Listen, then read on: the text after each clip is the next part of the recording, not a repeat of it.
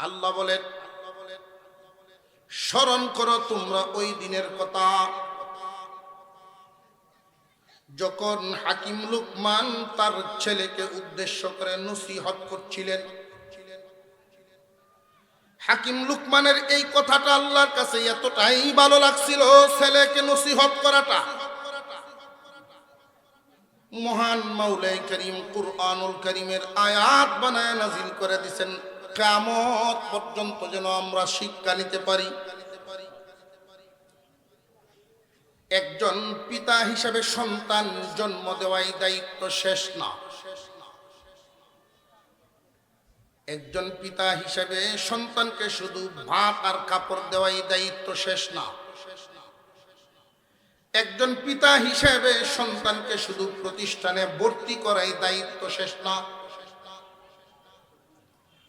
প্রত্যেক গার্জিয়ানের জন্য সন্তানকে পারিবারিকভাবে তার শিক্ষা দেওয়ার দায়িত্ব আছে। পিতা হিসাবে সন্তানের জন্য কিছু নসিহত, পিতা হিসাবে সন্তানকে আমরা কি নসিহত করব খুব ভালো করে বুঝে রাখবেন। এই মানুষকে যে আল্লাহ কুদরতি হাত লাগায় বানাইছেন, এমনিতেই না খুব আদর করে। মানুষকে আল্লাহ জান্নাত দিবেন বলে, মানুষকে আল্লাহ জান্নাত দিবেন বলে খুব আদর করে যত্ন করে বানাইছে। এই মানুষ আশরাফুল মাখলুকাত হওয়ার পরেও, এত দামি হওয়ার পরেও যখন কম দামা কাজ করে, তখন ওই মানুষ দেখতে মানুষের মতো থাকে, গুণে মানুষ থাকে না। এই জমিনের মধ্যে অনেক মানুষ এমন আছে, গণনায় মানুষ গুণে না, গণনায় মানুষ স্বভাবে না, গণনায় মানুষ বিশ্বাসে না, গণনায় মানুষ নীতিতে না। ওই সমস্ত মানুষদের ব্যাপারে আল্লাহর ঘোষণা, ওরা দেখতে যদিও মানুষের মতো দেখা যায়, চতুষ্পদ জানোয়ারের মতো, বরং এর চেয়ে আরো নিকৃষ্ট। ওলামায়ে কেরাম বা মাদ্রাসা পড়ুয়া যারা আছেন প্রত্যেকেই বুঝতে পারছেন আমি যেই আয়াতে কারিমা তিলাওয়াত করছি। তো অনেকে একটা আন্দাজ করে নিছেন যে হুজুর আজকে কোন বিষয়ে আলোচনা করবে।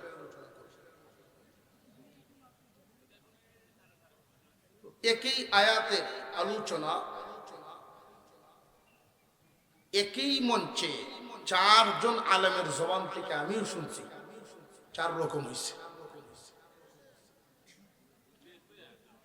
আমরা চেষ্টা করি মানুষকে সহি কয়েকটা কথা বোঝানোর জন্য। আমরা এখানে যারা আছি প্রত্যেকের একটা নিয়ত থাকা চাই, আমলের নিয়ত। আমরা যা শুনবো বাড়িতে নিয়ে যাবো ইনশাআল্লাহ। রাজি আছেন? সাহাবাই কেরাম আল্লাহ রাসূলের কাছে যাইতেন ওয়াজ শোনার জন্য যাইতেন। তো আল্লাহ রাসূল সাল্লাল্লাহু আলাইহি ওয়াসাল্লামের কাছে যখন সাহাবীরা যাইতেন, এত লম্বা আলোচনা না, 1-1.5 মিনিটের ওয়াজ স্বর্ণের চেয়েও দামি করে বাড়িতে নিয়ে আসতেন। আল্লাহর রাসূল বলছেন, কেউ যদি স্বামী স্ত্রীতে মিল চাও, এক প্লেটে খানা খাও, আমল শুরু হয়ে গেছে। আর আমরা 1-1.5 ঘন্টার ওয়াজ শোনার পরে যদি মন মতো হয় 2-4 কথা বাড়িতে নিলে নিতেও পারি, নাও নিতাম পারি। এই নিয়তে ওয়াজ শুনলে সারা জিন্দেগিতেও হেদায়েত নসিব হবে না। হাকিম লুকমান উনি কোনো পয়গম্বর ছিলেন না, অথচ উনার নামে আল্লাহ কোরআনে সূরা নাযিল করে দিয়েছে। আর একটু জোরে করনা সুবহানাল্লাহ। وَإِذْ قَالَ لُقْمَانُ لِابْنِهِ وَهُوَ يَعِظُهُ يَا بُنَيَّ لَا تُشْرِكْ بِاللَّهِ إِنَّ الشِّرْكَ لَظُلْمٌ عَظِيمٌ। আল্লাহ বলেন, স্মরণ করো তোমরা ওই দিনের কথা যখন হাকিম লুকমান তার ছেলেকে উদ্দেশ্য করে নসিহত করছিলেন।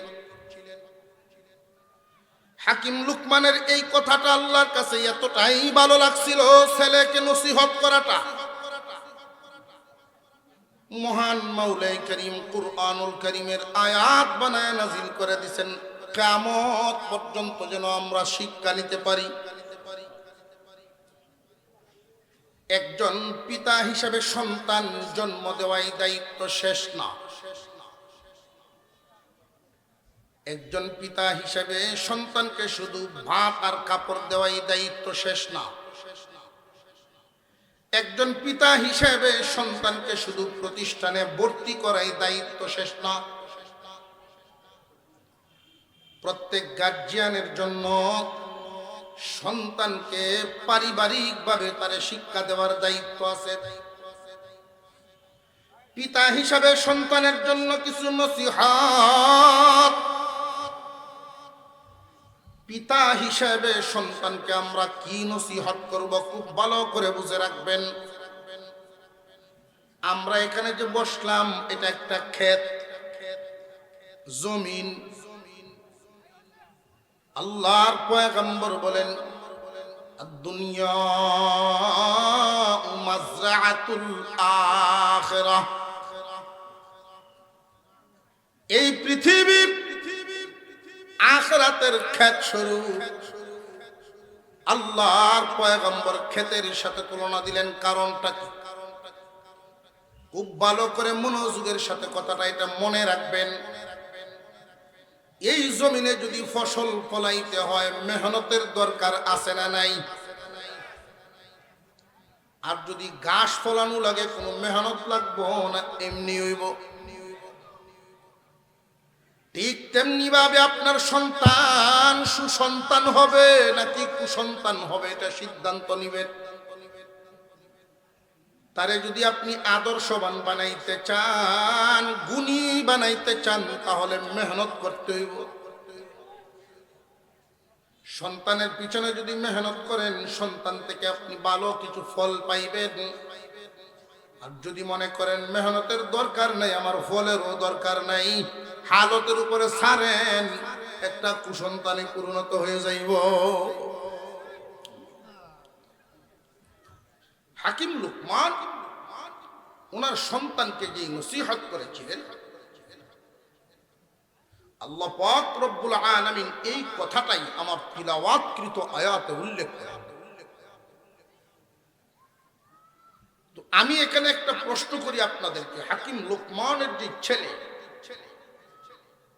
তার তো অবশ্যই একটা নাম ছিল না ছিল না? আর একটু জোরে কর, ছিল। কিন্তু এখানে সেই নাম উল্লেখ করা হয়। এখানে আমাদেরকে একটা সবক দেওয়া হলো, উনি ইয়া বুনাইয়া বলে ডাক দিয়েছিলেন। আমরাও তো সন্তানকে ডাক দেই, আমরা ডাকের ডিজাইন বিভিন্ন সময় বিভিন্ন ধরনের।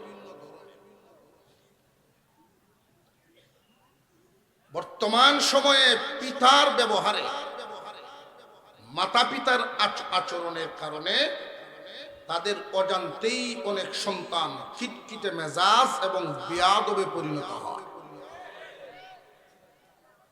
সন্তানকে শুধু ভাত কাপড় দেওয়াই দায়িত্ব না, আচরণও দিতে হবে, আচরণ শিক্ষা দিতে হবে। সন্তান যদি ভালো রেজাল্ট করে তখন খুশি হইয়া নাম ছাড়া কিছু আদরের শব্দ আছে, বাবা, সোনা, চাঁদ, লক্ষ্মী, এই জাতের কিছু শব্দ আছে না, এগুলো দিয়ে ডাকা। সন্তানকে যদি নসিহত করতে চান, আদরের সুরে ডাক দিবেন। উপদেশ দিতে চান, আদরের সুরে ডাক দিবেন। একজন পিতার কাছে সন্তানের যেই পাওনাগুলো আছে, একজন পিতার কাছে সন্তানের যেই পাওনাগুলো আছে, একই মঞ্চে সব তো আর বলা সম্ভব না, মোটামুটি দু চারটা আপনাদেরকে বলে দিই, শোনেন। সন্তানকে সুন্দর একটা নাম উপহার দিবেন এবং সারা জীবন ভর এই নামটা সুন্দর করে ডাকবেন। সুন্দর একটা নাম উপহার দেওয়া যেমন জরুরি, সারা জিন্দেগি ভর এই নামটা সুন্দর করে ডাকাও জরুরি। অনেক পিতামাতা সন্তানের নাম সুন্দর করে ডাকে না, বিকৃত করে ডাকে। আর কোনো মানুষকে যখন বিকৃত করে নাম ডাকা হয়, এর আসর তার উপরে খিটখিটে মেজাজ তৈরি করে। পিতা নিজেই যে সন্তানকে তার অজান্তেই বেয়াদব বানাচ্ছে, খবরই নেই। নাম বিকৃত করে বিটখায় নাম ডাকা ইসলামে এটা শিখায়, শিষ্টাচারিতার মধ্যে পড়ে না, ভদ্রতায় পড়ে না। মুসলমান ভাইরা আমার, খুব মনোযোগের সাথে শুনবেন। আপনি গরিব হন আর ধনী হন, আপনি যদিও অভাবী মানুষ, কিন্তু সন্তান প্রত্যেক মা বাবার কাছে শাহজাদার মতো। আপনার সন্তানটাকে আপনি তুচ্ছ তাচ্ছিল্য কোনো শব্দের মাধ্যমে ডাকবেন না, তুই তুকারি শব্দের মাধ্যমে ডাকবেন না, সব সময় তুমি শব্দ ব্যবহার করবেন। সন্তানকে তুই শব্দ না বলে তুমি শব্দ দিয়ে ডাকবেন। এই সন্তান আপনার সামনে সহজে বেয়াদবি করবে না। তুমি শব্দটার মাধ্যমে ডাকা যদি অভ্যাস করেন, কখনো তারে যদি আপনি তুই বলিয়া ডেকে ফেলেন, ওই তুই ডাকাটাই বেতলোয়ার চাইতে শাসন মনে করবে। আর একটু জোরে কর।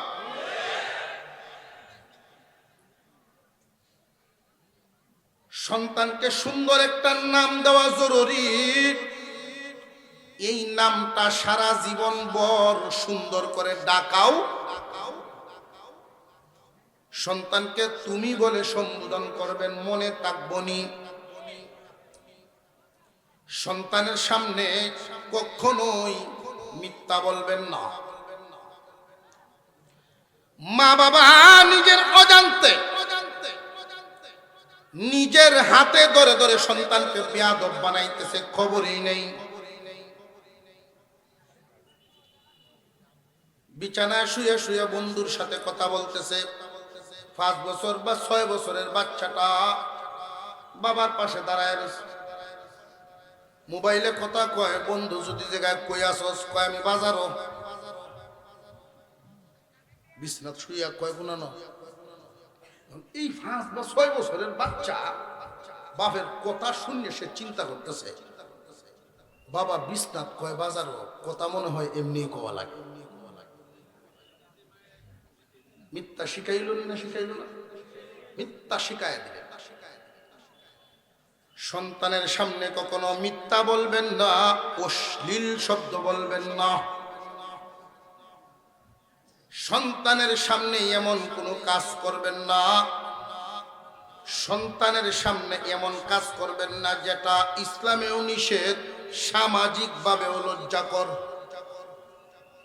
সামাজিকভাবেও লজ্জাস্কর এবং ইসলামেও নিষেধ, এমন কাজ করবেন না। পারিবারিক শিক্ষা একটা গুরুত্বপূর্ণ বিষয়। মাদ্রাসায় পড়াশোনা করাইবেন, স্কুলে পড়াশোনা করাইবেন, ওইখানে খাতা কলমে শিখবে যেই পরিমাণ, এর চেয়ে দ্বিগুণ শিখবে আপনার ঘরে।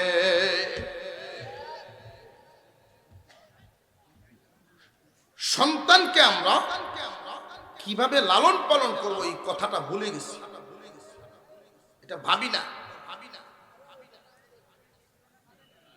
হাকিম লুকমান তার সন্তানকে নসিহত করতেছিলেন।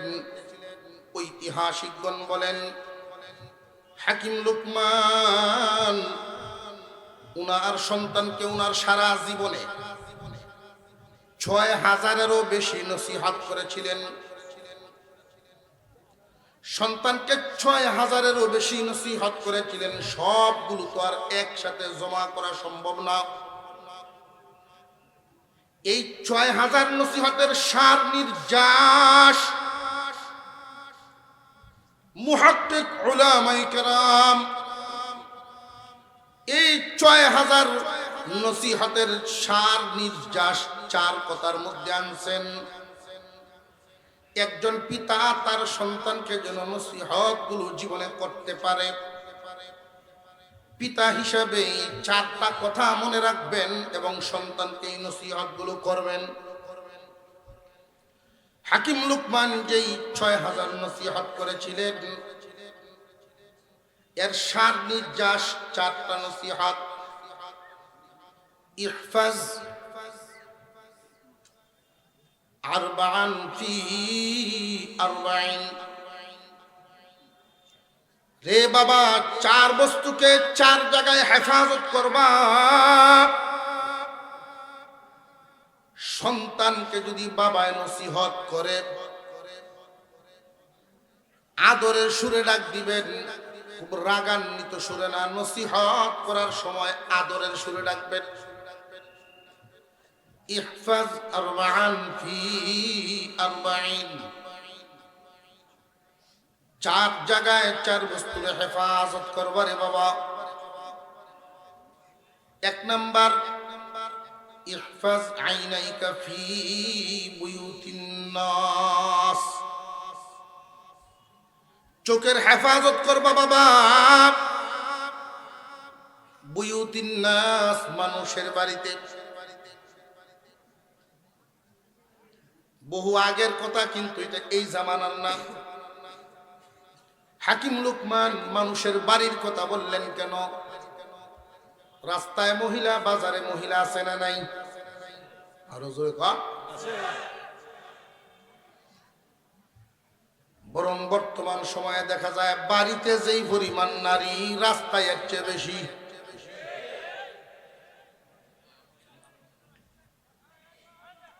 এই মহিলা মাদ্রাসা বর্তমান জামানার জন্য উম্মতে মুহাম্মাদির এক নিয়ামত।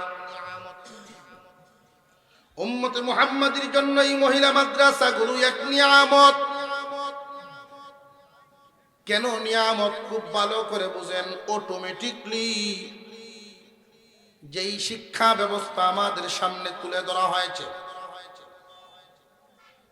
এমনিই তো পশ্চিমাদের আগ্রাসনে আমরা আক্রান্ত, পশ্চিমাদের থাবায় আক্রান্ত। এর মধ্যে আবার আমাদের নামদারি কিছু মুনাফিক মার্কা মুসলমানও এদের সাথে জড়িত। শিক্ষা ব্যবস্থাটারে একদম নার্ভাস করে ফেলছে, যেটা একজন মুসলমানের জন্য কোনোভাবেই সম্ভব হতে পারে না, কল্যাণকামী হইতে পারে না।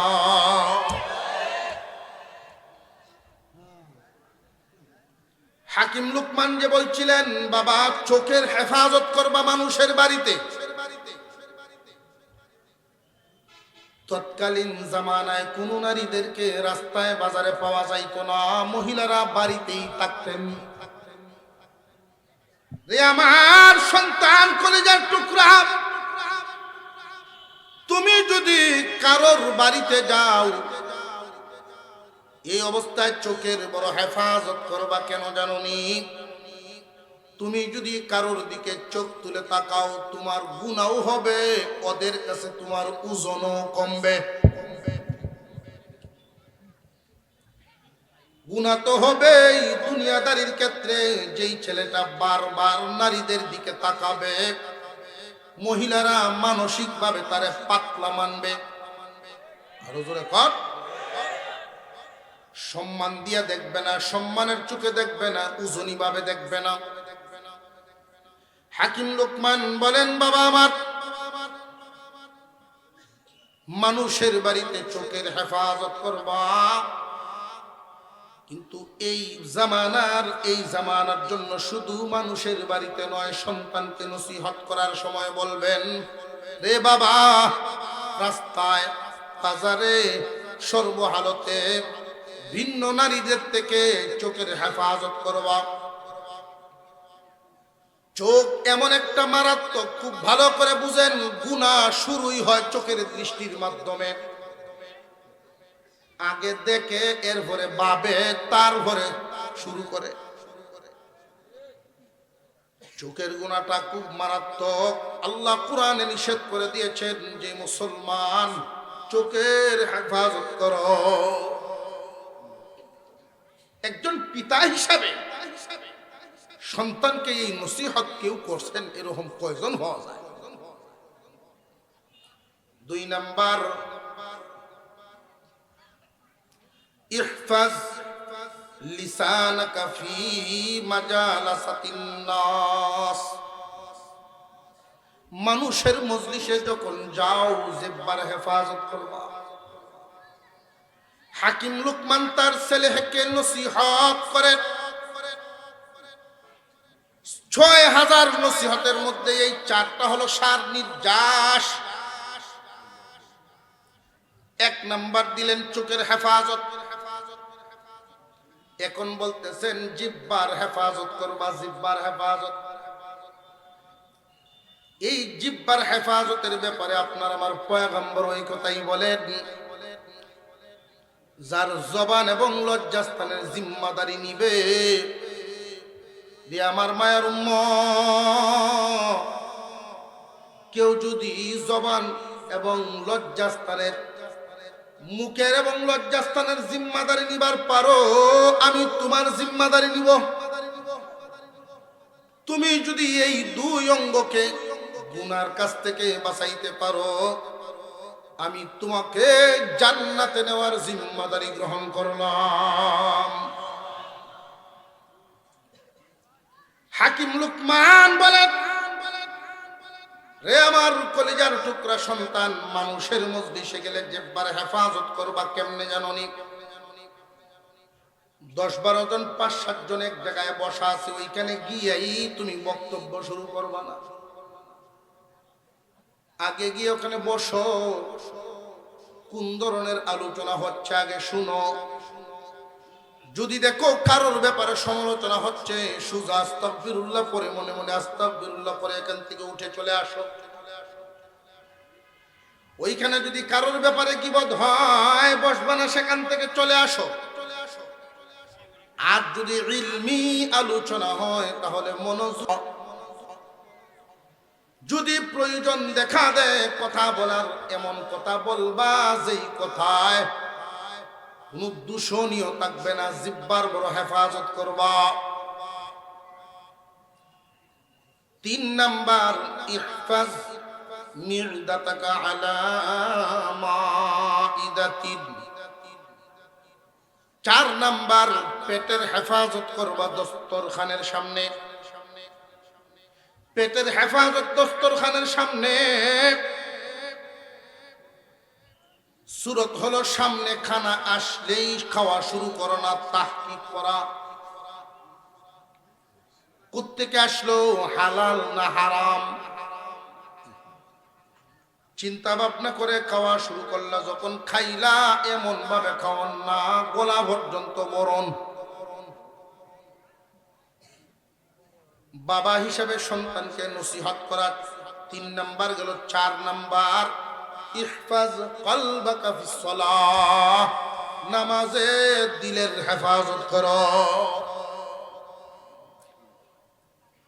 প্রাসঙ্গিক কিছু কথা এসে গেলে ওই জন্য বলে দিলাম। সন্তানকে তুই করে আর বলবেন না, তুমি করে বলবেন, মনে থাকবো। ইনশাল্লাহ যেমনি কইছেন, বোঝা যায় আজকের থেকে গিয়ে শুরু করবেন। যারা ডাককে অভ্যাস করিয়ে তুই করিয়া, কালকে সকালে উঠে যদি তুমি হয়ে ডাক দিন, এই ভূত আপনার দিকে ছায়া চিন্তা করবে যে আব্বা মানে আমার চিন্তা আছে না, মনে হলো চিন্তা আছে না। ছোট বাচ্চা যারা আছে এদেরকে অভ্যাস করে, আর তার একটা আস্তে আস্তে পরিবর্তন হবে। মনে থাকবো, এই মহিলা মাদ্রাসাগুলোর দরকার আছে না নাই? আমি বলছিলাম উম্মতে মুহাম্মাদের জন্য নিয়ামত। আল্লাহ রসুলের একখানা হাদিস শোনায় ফেলি। আল্লাহ রসুল কি বলছেন এই ব্যাপারে? قال النبي صلى الله عليه وسلم ما تركت بعدي فتنة أضر على الرجال من النساء। আমার পরে আমার উম্মতের জন্য নারী ফিতনার চাইতে বড় কোনো ফিতনা রেখে আসি নাই।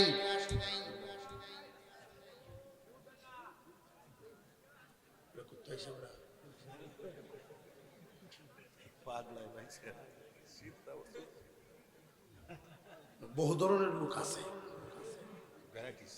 এক একজন এক এক গুণের অধিকারী।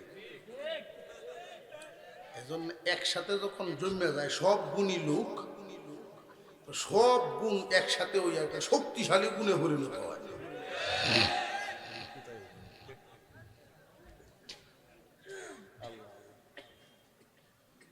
আল্লাহর রাসূল বলেন আমার উম্মতের পুরুষদের জন্য নারী ফিতনার চাইতে বড় কোনো ফিতনা নাই।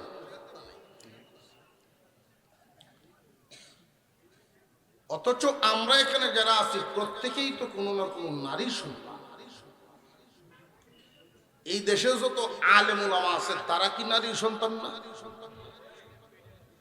নবীগণ যারা দুনিয়াতে আসছিলেন তারাও তো কোনো না কোনো নারীর সন্তান।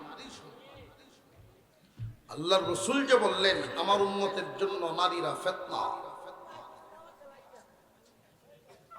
কোন ধরনের নারীরা ফিতনা এটাও তো বুঝে যাওয়া যায়। মুহাদ্দিসিনে কেরাম বলেন তিন প্রকারের নারী উম্মতের জন্য ফিতনা। সব নারী না। এক নাম্বার বেপরদা নারী। এই বেপরদা নারী উম্মতের জন্য রহমত না গজব? একজন বেপরদা নারী যদি সুসজ্জিত হয়ে রাস্তায় বের হয় হাজার হাজার উম্মত গুনাহগার হইয়া যায়। বেপরদা নারী উম্মতের জন্য রহমত না গজব?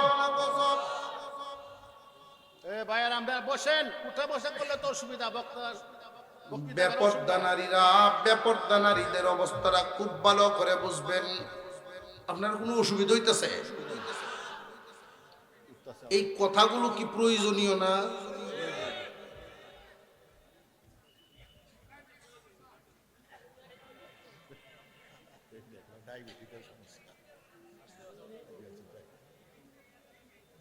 আল্লাহ পাক রব্বুল আলামিন আমাদেরকে যেখানে আনছেন জায়গাটা বরকতি, রহমতি, জান্নাতের বাগান, ওই সমস্ত জায়গায় অংশগ্রহণ করার আগেই চিন্তা ভাবনা করা, রওনা দেওয়ার সময় নিয়তটা ঠিক করা। আমি তো ভাবছিলাম যে এই বিষয়টা শেষ করে তখন এই আয়াতের শেষ অংশটার মধ্যে যাব। বেপরদা নারী উম্মতের জন্য রহমত না গজব? বেপরদা নারী উম্মতের জন্য গজব। বদকার নারী এক নাম্বার নিশানা হইল সে বেপরদা। বেপরদা নারীরা বরের জন্য কখনো সাজে না, পরের জন্য সাজে।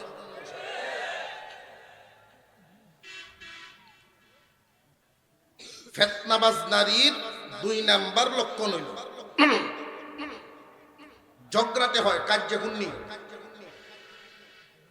ঝগড়াতে কথার লাগাল পাইলে বাচ্চে তো না, ঝগড়াতে হয়। ছোট বাচ্চাদেরকে নিয়ে ঝগড়া লাগবে পাশের ঘরের মানুষের সাথে। সারা দিন এফএম রেডিও সুইচ দিয়ে দিলে যেমন খালি বাজ দিই থাকে, এইটাও সারাদিন বাজ দিয়েই থাকবো, বাজ দিয়েই থাকবো। কামও করে কার্যও করে। এমন বেটেন হুন দেখছো, কামও করে জগরাটে নারী ফিতনাবাজ। 3 নাম্বার, যে সমস্ত নারীরা অতি লোভী হয়, অল্পে সন্তুষ্ট না। তারে যদি আপনি 1000 দিয়ে একটা শাড়ি দেন, তবু সে সন্তুষ্ট না, 2000-এর প্রস্তাব জানাইব। স্বামীর ইনকামকে এদিকে না তাকায় শুধু চাহিদাই পেশ করে। কিতা দিছ আমারে, বড় আফার 16টা শাড়ি, আমারে যে বিয়ার সময়টা দিছিল এই দেয়, আর মুরাদ নাই, এই জাতের শব্দ দিয়ে বেটার মন করে খুন। আল্লাহর রাসূল বলেন, ফিতনাবাজ নারী আমার উম্মতের জন্য গজব, আর একটা নেককার নারী উম্মতের জন্য রহমত। এই মহিলা মাদ্রাসাগুলোতে নেককার মহিলা তৈরি হয়। বর্তমান সময়ের জন্য উম্মতে মুহাম্মাদী এই মহিলা মাদ্রাসাগুলো তাদের জন্য এক নিয়ামত। পৃথিবীর ইতিহাসে কোন নেককার লোক, ওলিয়া উলিয়া, গৌস কুতুব বদকার মহিলার পেটে জন্ম নেয় নাই। কাফেরের ঘরে নবীর ইতিহাস পাওয়া যায়, কাফেরের ঘরে নবী হইছেন, কিন্তু কোন কাফের নির ঘরে নবী হইছে এটা শুনছি না। বুঝলেন? আমাদের মা বোনদেরকে পর্দায় রাখা, নিয়মের ভিতরে রাখা কতটুক জরুরি। বাপ দুষ্ট হয়ে গেছে, এর আসর সন্তানের উপরে যতটুকুন পড়ে, এর চেয়ে 1000 গুণ বেশি আসর পরে যদি মা দুষ্ট হয়। এই জন্যই মহিলা মাদ্রাসাগুলো আমাদের জন্য রহমত। আর আমরা যারা এখানে মেয়ের বাবা আছি, যাদেরকে আল্লাহ মেয়ে নামক নিয়ামত দান করেছে, মেয়েদেরকে বাবা অনেক সময় ঠকায় দেয়, অথচ এই মেয়েটা বাপের কলিজার টুকরা। ছেলেদের প্রতি যতটুকু টান, এর চেয়ে মেয়েদের প্রতি বেশি থাকে। আর মেয়েরারও মারে যতটুকু মহব্বত করে, বাপের এর চেয়ে বেশি মহব্বত করে।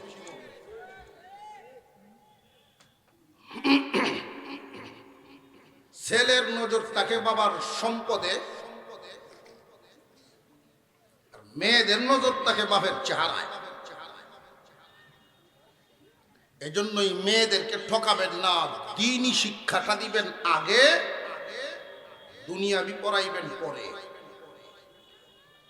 দ্বীনি শিক্ষাটা এতটুকু জরুরি, মাদ্রাসায় পড়লে কি শিখবে? আখিরাত কামানোর কলা কৌশল। আর স্কুল কলেজ ভার্সিটিতে পড়লে কি শিখবে? দুনিয়া কামানোর কলা কৌশল। আমি সহজ কথায় যে বোঝানোর চেষ্টা করতেছি, মাদ্রাসায় পড়লে শিখা হয় আখিরাত কামানোর কলা কৌশল, আর স্কুল কলেজ ভার্সিটিতে পড়লে শিখা যায় দুনিয়া কামানোর কলা কৌশল। আপনি বাবা হিসাবে মেয়েটাকে যদি আখিরাত কামানোর কৌশল শিখায় দিতে পারেন, এই মেয়ে ইবাদত করে যত সওয়াব নিজে পাইব, আপনি শিখাইলেন যে বাবা ওই পরিমাণ পাইবে। পক্ষান্তরে দুনিয়া কামানোর কৌশল যে শিখাইলেন, এতে সে শুধু নিজে লাভবান, তাও চিরস্থায়ী না ক্ষণস্থায়ী? প্রত্যেক মুসলমানের উপরে নবীজি যে ইলম হাসিল করা ফরজ করেছেন, এটা না বুঝার কারণে অনেকেই কয় কি 5টা সন্তান হলে 60 দেয়, এক লাইনে একটারে দেয় আরেকটা। প্রত্যেক সন্তানকে প্রথমে মাদ্রাসায় পড়ানো, এরপরে দুনিয়া দেয়। ওইটা আমার উদ্দেশ্য না। মহিলা মাদ্রাসায় মেয়েদেরকে পড়াবো তো ইনশাল্লাহ। ইনশাল্লাহর আওয়াজ দুর্বল হয়েছে। আমি যেই আয়াত পড়েছিলাম, আয়াতের শেষাংশে চলে যাচ্ছি, ওইটার উপরে কয়েক মিনিট কথা বলে আমি বিদায় নিব। আজকের মাহফিল আল্লাহ কবুল করেন, বলুন আমিন। وَإِذْ قَالَ لُقْمَانُ لِابْنِهِ وَهُوَ يَعِظُهُ يَا بُنَيَّ لَا تُشْرِكْ بِاللَّهِ إِنَّ الشِّرْكَ لَظُلْمٌ عَظِيمٌ। আমরা এখানে যারা বাবা আছি সব মনোযোগ দিয়ে শুনবেন। আপনি পিতা হিসাবে সন্তানকে জীবনে এই কথাটা বলছেন কি না ওটা মনে করেন, যদি না বলেন বাড়িতে গিয়া বলে দিবেন। হাকিম লুকমান বলছিলেন, সন্তান আমার, ও আমার কলিজার টুকরা, আল্লাহর সাথে কাউকে শরীক করবা না, আল্লাহর সাথে কাউকে শরীক করবা না। এটা পিতা হিসাবে সন্তানকে চিনায়া দেওয়া। আল্লাহর সাথে শিরিক করা যাবে না। সন্তানকে বলার দরকার আছে না নাই? এখন এমন বাবু তো জগত আছে যে হুজুর শিরিকও করন যাইতো না, এই কথা কইতাম কি তাহারে আনছি আমি মাজার, তো পুত্রে কইব কি ভাই আনছি যে শাহজালালের আবু হয় না 18 বছর হিসেবে আনছেই মাজার, তো এখন শিরিক করিস এই কথা। আমরার কি মনে হয় সন্তান দেওয়ার মালিক কি কোনো মাজার পতি না আল্লাহ? সন্তানকে নসিহত করবেন, শিরিক করা যাবে না। শিরিক হইল আল্লাহর সাথে শিরিক করা। হুজুর আকরাম সাল্লাল্লাহু আলাইহি ওয়াসাল্লাম যখন মেরাজে গিয়েছিলেন আল্লাহর কাছাকাছি, কত ধরনের আলোচনা, সকল উম্মতকে আপনি মাফ করে দিবেন। আল্লাহ পাক আশ্বাস দিয়েছেন। দোস্ত আমার জান, আমি বলে দিলাম, আপনার যেই উম্মত শুধু শিরিক থেকে তার ঈমান বাঁচায়া রাখতে পারবে, যদি শিরিক না করে বাকি সব গুনাহ আমি মাফ করব।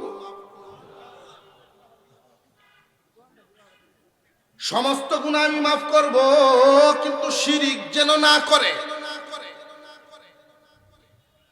পিতা হিসাবে সন্তানকে শিরিক মুক্ত থাকার আদেশ দিবেন, নসিহত করবেন। সাবধান, যেই কাজটায় শিরিক হয় এমন কাজ করবা না। শিরিক দুই ধরনের, একটা বড় শিরিক, একটা ছোট শিরিক। বড় শিরিকটা আল্লাহর ক্ষমতায় অন্য কাউকে ক্ষমতাবান মনে করা, আর ছোট শিরিক লোক দেখানো ইবাদত। এইখানে যে আমরা আসলাম, মাহফিলে যে আসলাম, উদ্দেশ্য একটা আছে না নাই? কি উদ্দেশ্য? রাজীবপুরি দেখতে নাইছো? যদি এই উদ্দেশ্যে আইসা থাকেন যে আমি রাজীবপুরি দেখতাম আইছি, আল্লাহর হস্তে কই জানতে পারি। আর যদি আল্লাহর হস্তে এসে দেখেন রাজীবপুরি আইলো না আইলো বা কখন আইলো, এটা একটা ফ্যাশন শুরু হয়েছে। নিয়তের মধ্যে গন্ডগোল। কান খাড়া করেন, মনোযোগ দেন। ইবাদত 3 ভাগে বিভক্ত। কয় ভাগে?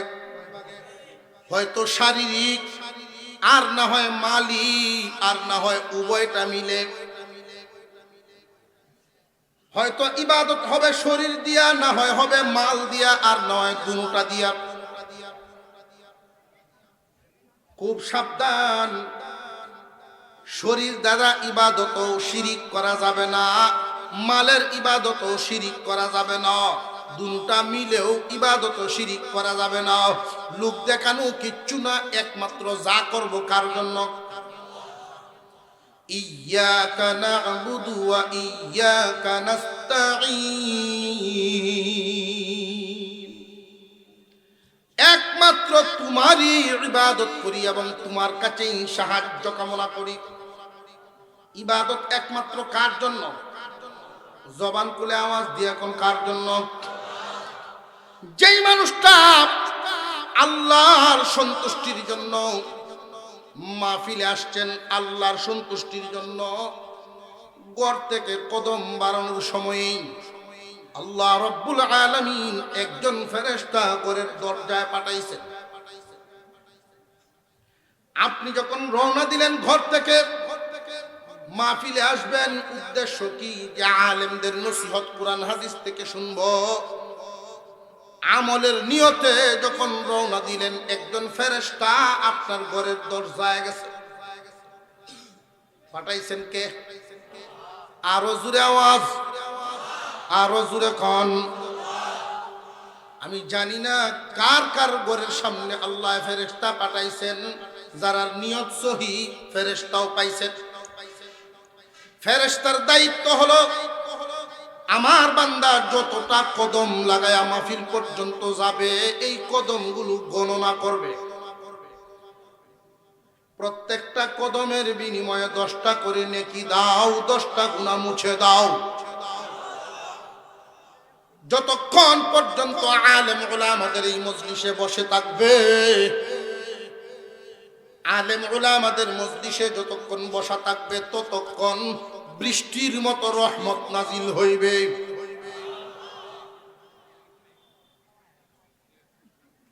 শারীরিক ইবাদতের মধ্যে লোক দেখানো আছে না নাই?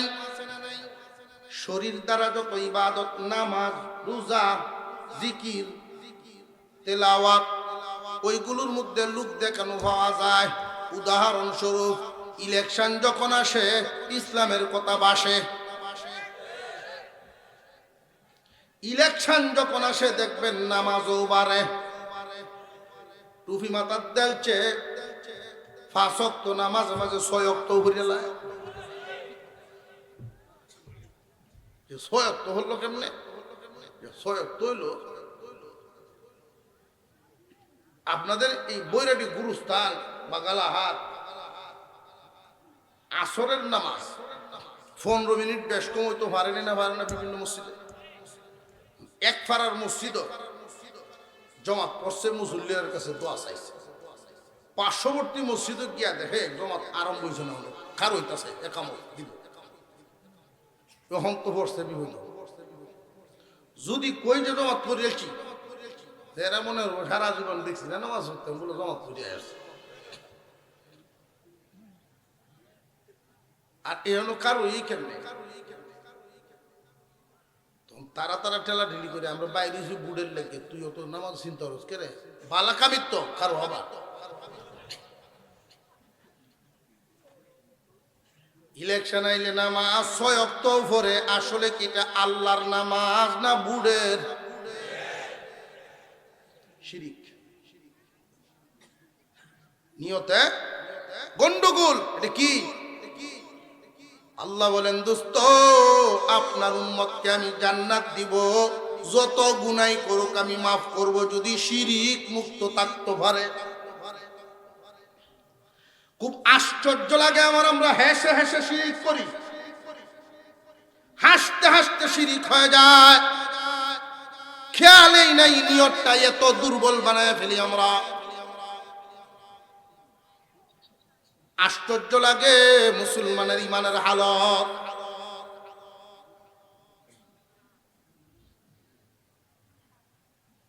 দুই নাম্বার,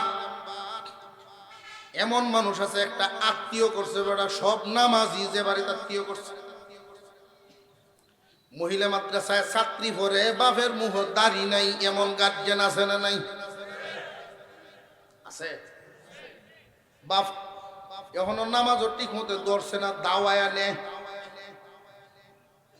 হুজুর যদি কোনো সময় মিটিং ডাকেন, গার্জেন মিটিং, এই দিন একটা টুফিয়া তৈরি লইয়া, এমন গার্জেন আছে না? উনার মেয়ে আলেম হয়ে উঠছে, আর আলেমের কাছে বিয়া দিছে, বেওয়ার বাড়ির সব নামাজ বেড়া গেছে। একদিন বেড়াইতো, আসরের ভোট থেকে যে বেওয়া এগুলি আলোচনা আরম্ভ হয়েছে, মাগরিবের আজান করছে, কয়ে যায় নামাজ আন রে, আমরা সবাই নামাজ পড়ি। এই বেওয়ায় কইরে আমি তো নামাজ বুঝে অভ্যাস নাই যে সব নামাজ পড়তাম ওখানে আমি কি করতাম খারইছে আল্লাহর নামাজ না বেওয়ায় বেওয়ায় নামাজ আমি একদিন আসরের নামাজ পড়তাম এক আত্মীয় বাড়ি মসজিদ দূর তো এই বাড়ির যিনি মুরব্বী তালুই আয়ার নামাজ বেড়া না হলে কিরি মাথা টুপিও আছে দাড়িও আছে পাঞ্জাবি হিন্দু না করে কারণটা কি পরে বুঝলাম আমি যে এই টুপি দাড়ি আর পাঞ্জাবিটা এটা আসলে সুন্নতের না এটা বয়সের বয়স হয়েছে যে এই জন্য এই বেশ সুন্নতের না এরকম জোরে এনে কারো আমার সাথে যখন সালাম ফিরাইলাম প্রথম সালাম কোন দিকে হেবেটা ফিরাইছে বাম দিকে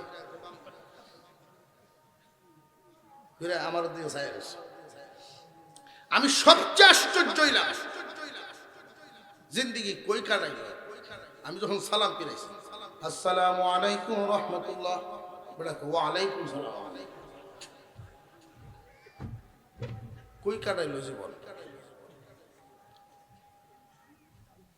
আল্লাহর জন্য নামাজ না অথচ নামাজটা হরণ একমাত্র কার জন্য মাল দ্বারা ইবাদত যেই যেই ইবাদত শুধু মাল লাগে বডি লাগে না কুরবানি দান খয়রাত যাকাত বর্তমান সময়ে ফ্যাশন বাইরেছে যাকাতের কাপড় বাড়ন আনে কম দামা সুতা দিয়ে অর্ডার দেয়া যাকাতের কাপড় অর্ডার দিয়ে বানায় আনে রে মুসলমান আল্লাহ পাক যদি তোমার উপরে দয়া করেন আর পয়সা দেন তুমি যদি যাকাত দিবার পারো কাপড় যদি দিতে হয় তুমি যেই মানের কাপড়টা পরো যত টাকার লুঙ্গিটা পরো ওইটাই এই মানের দিয়ে একজন গরিবরে দাও তুমি ধনী মানুষ হয়তো 2 মাস পরে এই লুঙ্গি আর কিনতা না কিন্তু যেই গরিবরে তুমি এই লুঙ্গিটা দিবা বিশেষ বিশেষ দিনে ব্যবহার করব বাকি সারা বছর তুললে তৈব তোমার কাছে এটার দাম না থাকতে পারে ভালো একটা দামি লুঙ্গির দাম একজন গরিব মানুষের অন্তরে অনেক বেশি কিন্তু আজকালকার ধনীরা করে কি দেখবেন নয়া নয়া ধনী গামছার মতো সুতা কম সুতার কাপড় কিনে যাকাতের কাপড় বাড়ে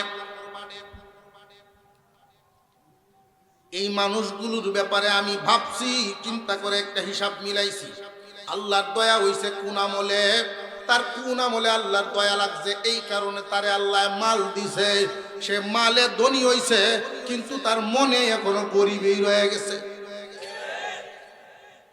মালে ধনী কিন্তু মনে এখনো গরিবই নিয়ত ঠিক নাই আল্লাহকে খুশি করা উদ্দেশ্য না কয় হুজুর মানুষ বেশি কয়জন রে ভয়াম কেলা কইছে তোরে সকল মানুষে দিতে যা দিবে ভালো দেও যা দিবা তুমি ভালো দেও কম মানুষে যাকাতের কাপড় বাটবো মাইক মারতা তোমারে কে বলছে গো ভাই এটা তো তুমি ইসলামের একটা ইবাদত করবা আলেমদের পরামর্শ নেও যাকাত হলো মালের ময়লা সম্পদের ময়লা তোমার মাল বেশি হয়েছে এই মাল সাফ করার জন্য যাকাত আলাদা করতেছো এটা তোমার জিম্মাদারি গরিবের বাড়ি বাড়ি লইয়া যাইবা মাইক মারিয়া গরিব জমা করবা না যদি জমা করো তাহলে বোঝা গেল এবার মাইক মারিয়া কাপড় দেওয়া আগামীতে হুস্টার মারবা লক্ষণ তোমার খারাপ ঠিক না বেটি